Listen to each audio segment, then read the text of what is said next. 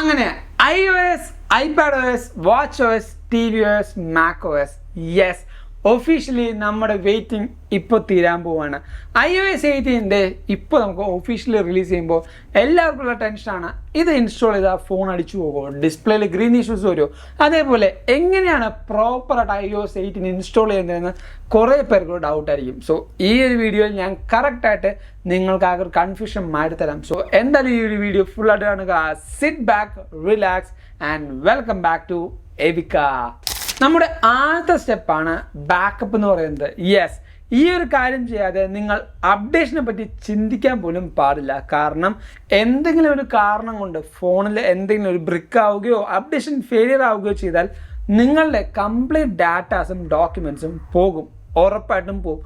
അതുകൊണ്ട് തന്നെ ഫോട്ടോസും കോൾസും കോണ്ടാക്ട്സും എല്ലാ കാര്യങ്ങളും നിങ്ങൾക്ക് വേണമെങ്കിൽ ബാക്കപ്പ് ചെയ്യുക. ബാക്കപ്പ് നമുക്ക് രണ്ട് മെത്തേഡിൽ ചെയ്യാൻ പറ്റും. ഒന്ന് ഐക്ലൗഡ്, രണ്ട് iTunes. ഒന്നാമത്തെ ഐക്ലൗഡ് എന്ന് പറഞ്ഞാൽ നമുക്ക് എല്ലാവർക്കും അത് പോസിബിൾ ആയിരിക്കില്ല. കാരണം അത് പേയ്മെൻറ്റ് ചെയ്ത് നമ്മൾ വാങ്ങിക്കണം. ആ ഒരു ക്ലൗഡ് സ്റ്റോറേജ് കാശ് കൊടുത്ത് വാങ്ങിക്കുന്നത് കൊണ്ട് തന്നെ എപ്പോഴും അത് പോസിബിൾ അല്ല. പക്ഷേ അത് കൺവീനിയൻ്റ് ആണ്. നമുക്ക് ജസ്റ്റ് ഒരു വൈഫൈ മാത്രം മതി, എവിടെ ഇരുന്ന് വേണമെങ്കിലും നമുക്ക് ബാക്കപ്പ് ചെയ്യാൻ പറ്റും. ആ ഒരു കാര്യം നമുക്കിപ്പോൾ മാറ്റി വെക്കാം. അതുകൊണ്ട് തന്നെ നമ്മൾ രണ്ടാമത്തെ മെത്തേഡായിട്ടുള്ള iTunes എടുക്കാം. ഇത് എല്ലാവർക്കും പോസിബിൾ ആണ്. കാരണം ഇതിന് ഒരേ ഒരു കാര്യം മാത്രമാണ് റിക്വയർ ആയിട്ട് വരുന്നത്. ഫ്രീ ആണ്, പക്ഷേ നമുക്ക് ഒരു കമ്പ്യൂട്ടറിന് ഇത് ആവശ്യമാണ്. വിൻഡോസ് ആയിക്കോട്ടെ, മാക് ആയിക്കോട്ടെ, ഈ ഒരു കമ്പ്യൂട്ടർ നമുക്ക് എന്തായാലും ആവശ്യമാണ്.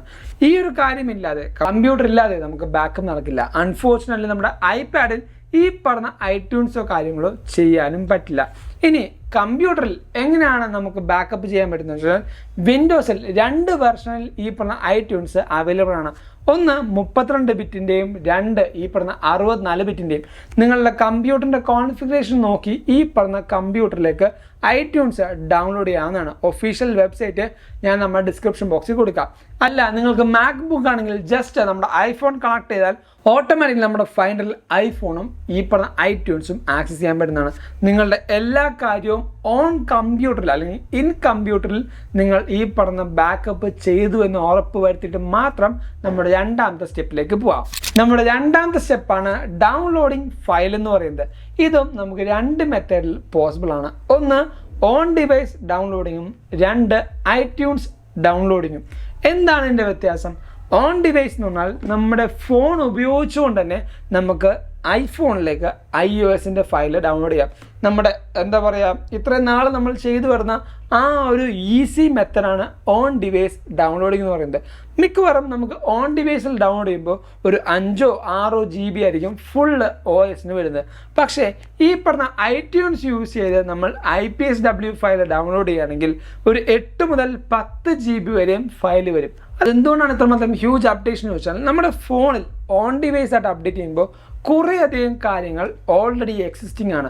സോ അതൊന്നും മാറ്റേണ്ട ആവശ്യം വരില്ല. പക്ഷേ പുതുതായിട്ട് വരുന്ന മാറ്റങ്ങളും പുതിയ കോഡിങ്ങും മാത്രമാണ് റീഅറേഞ്ച് ചെയ്യുക.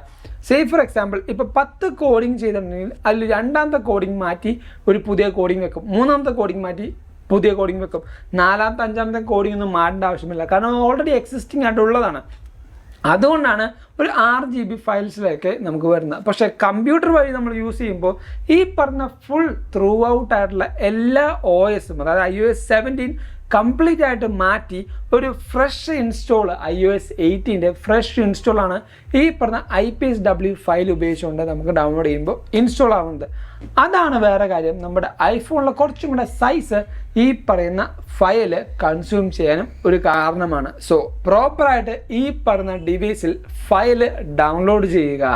മൂന്നാമത്തെ സ്റ്റെപ്പാണ് ഇൻസ്റ്റോളിംഗ് ഫയൽ എന്ന് പറയുന്നത്.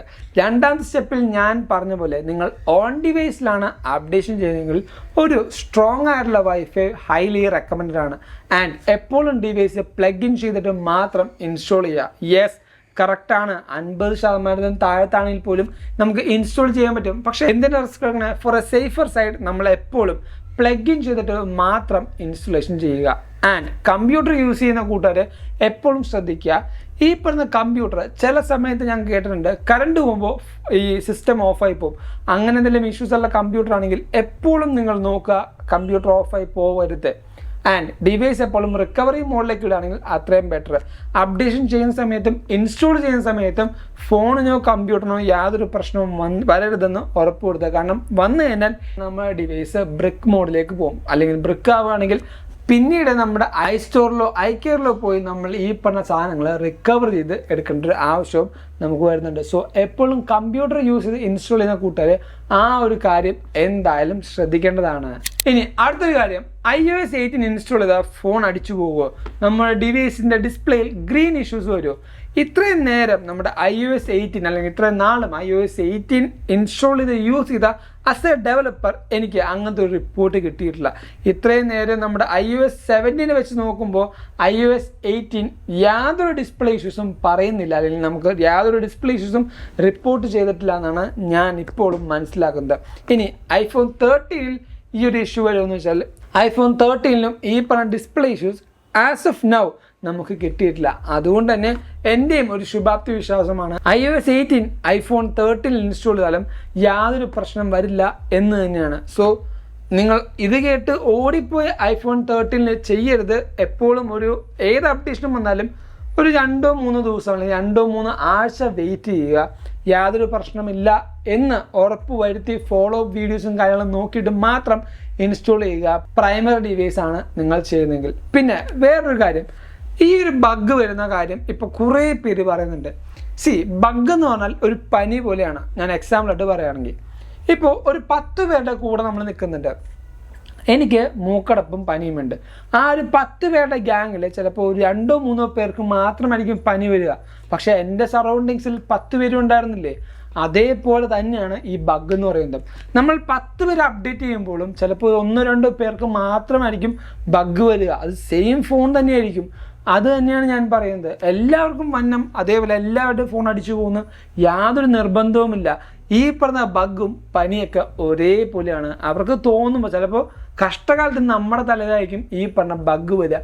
അത് എപ്പോഴും ശ്രദ്ധയോടെയും അതേപോലെ ബഗ് വരും എന്ന് പേടിച്ചുകൊണ്ട് അപ്ഡേഷൻ ചെയ്യാതിരിക്കരുത്. കാരണം കുറേയധികം സെക്യൂരിറ്റി അപ്ഡേറ്റും അതേപോലെ വലിയ വലിയ ത്രെട്ടുകളും നമുക്ക് ബ്ലോക്ക് ചെയ്യാൻ വേണ്ടിയാണ് ആപ്പിൾ സെക്യൂരിറ്റി ഫയൽസും ഇതിൻ്റെ കൂടെ തരാറ്. സോ എപ്പോഴും അപ്ഡേഷൻ ചെയ്യുക. നമ്മുടെ ഫോൺ എപ്പോഴും എന്താ പറയുക, കീപ് യുവർ ഡിവൈസ് അപ്ഡേറ്റഡ്.